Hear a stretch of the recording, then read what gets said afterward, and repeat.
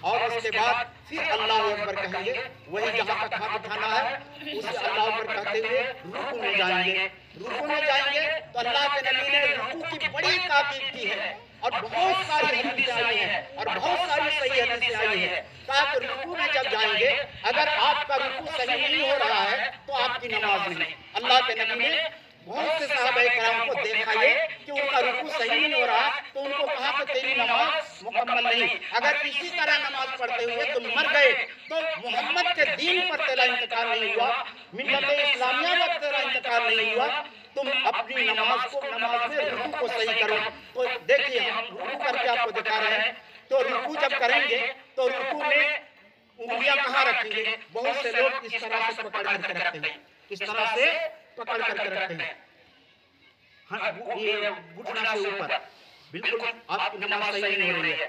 بہت سے لوگ اس گھٹنا کو تو پکڑتے ہیں لیکن انگلیاں اس طریقے سے ملا کر کے رکھتے ہیں، یہ بھی غلط ہے۔ رکوع رکھیں گے تو جمع کر کے کہا کہ اس طریقے سے انگلیاں پھیلی ہوئی رہیں گی اور مضبوطی کے ساتھ اس کو تھام لیں گے، اور کس طرح کریں گے؟ یہ ہاتھ بالکل تنا ہوا ہونا چاہیے اور پیٹھ لمبا ہونا چاہیے، اس طریقے سے، اس طریقے سے بالکل یہ ہاتھ سیدھا جس طرح کمان کی رسی ہوتی ہے اسی طریقے سے یہ اس طریقے سے ہاتھ ہونا چاہیے، اور پھر پیٹھ بالکل، کمر، سر بالکل برابر برابر، جب نہ زیادہ نیچے ہو نہ زیادہ اوپر ہو۔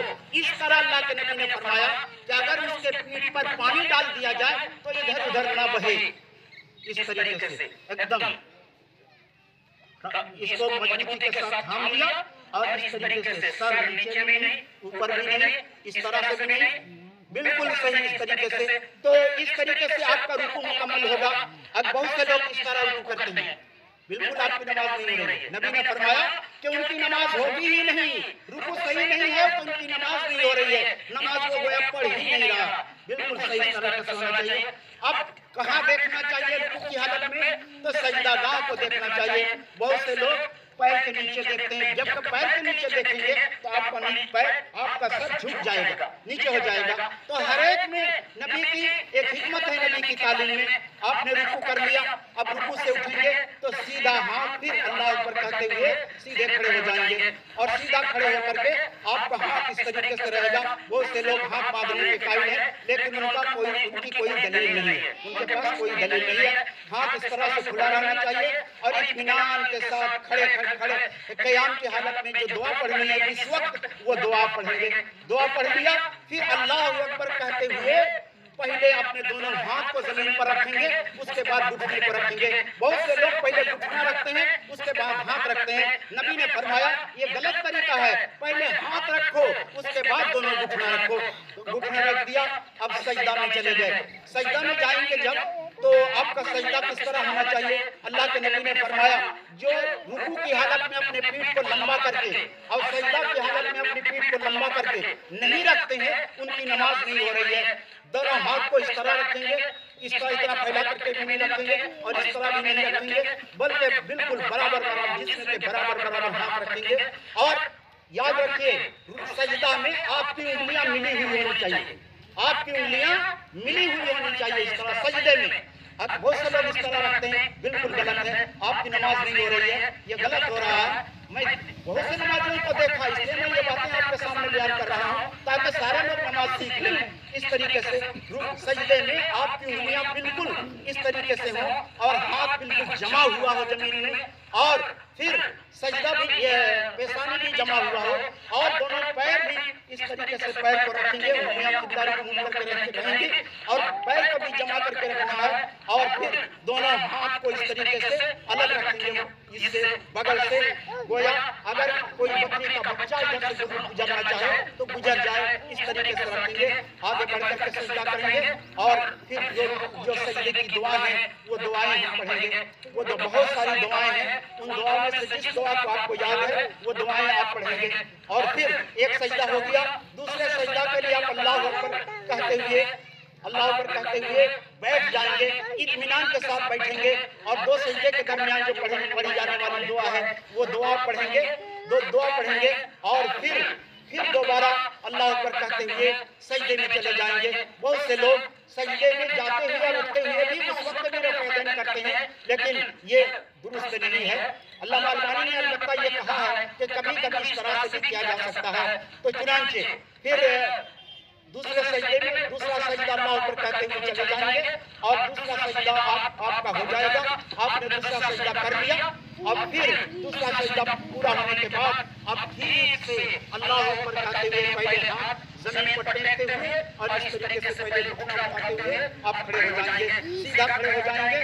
اور آپ پھر وہی بسم اللہ الرحمن الرحیم یا ایک روایت میں آیا کہ سیدھا ڈائریکٹ الحمدللہ رب العالمین نماز شروع کریں گے. نماز شروع کریں گے, سورہ فاتحہ پڑھ لیا, کوئی سورہ پڑھ لیا.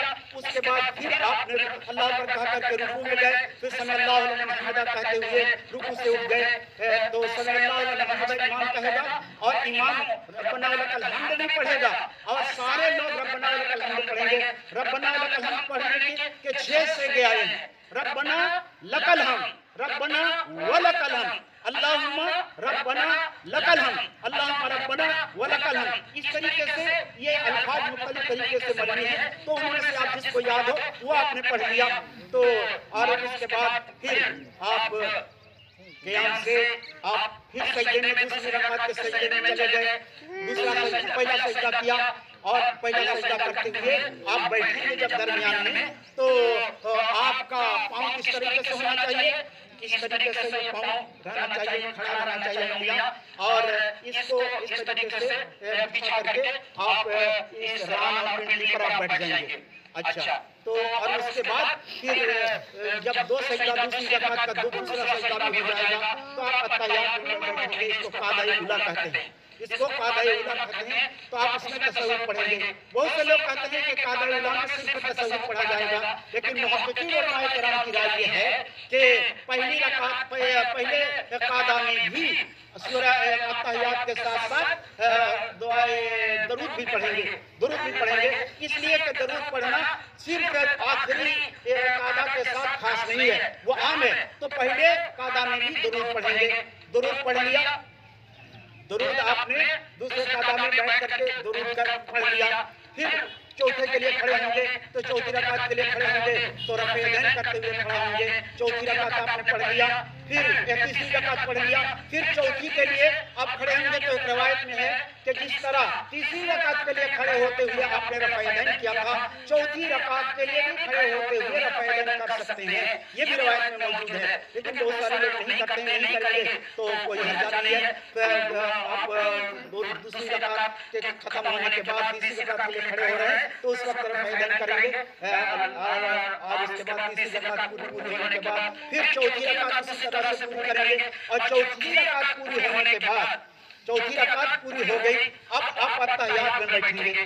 اب اتحیات میں بیٹھیں گے, تصوف میں بیٹھیں گے تو کس طرح بیٹھیں گے, تصوف میں بیٹھیں گے تو کس طرح بیٹھیں گے. بہت سے لوگوں کا یہ آخری رکعت میں دوسرے تصوف میں جب بیٹھتے ہیں تو ان کا بیٹھنا میں غلط دیکھتا ہوں, ان کا دیکھنا غلط دیکھتا ہوں. کس طریقے سے بیٹھیں گے, چوتھی رکعت ختم ہونے کے بعد تصوف میں تو کہتے ہیں کہ اس وقت تورک کرنا پڑے گا.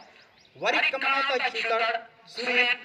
تو تورک معنی سورین پر بیٹھنا, چھوتر پر بیٹھنا, اس کو تورک کہتے ہیں. تو اس کا 3 طریقہ حدیث کی کتابوں میں بیان کیا گیا. تورک کا آخری رکعت میں تصوف میں بیٹھتے ہوئے جو بیان کیا گیا اس کا 3 طریقہ بیان کیا گیا. پہلا طریقہ یہ ہے کہ آپ جب تصوف میں بیٹھیں گے تو آپ کا یہ پیر اس طریقے سے یہ اس طرح سے کھڑا رہے گا, انگلیاں قبلہ طرف رہیں گی, اور یہ بایاں پیر آپ کے اس پیر سے نکل کر کے, اس پیر سے نکل کر کے دایاں جانب باہر آ جائے گا.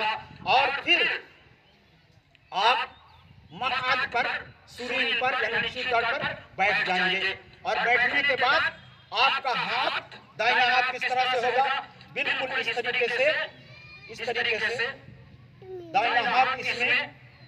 اس میں ہر وقت یہ ہے کہ پہلے سے, یہ سے بغل سے, پہلے سے ہاتھ الگ ہونا چاہیے. لیکن اس حالت میں آخری تصوف میں بیٹھتے ہوئے ہاتھ اس طریقے سے ملا ہوا ہونا چاہیے.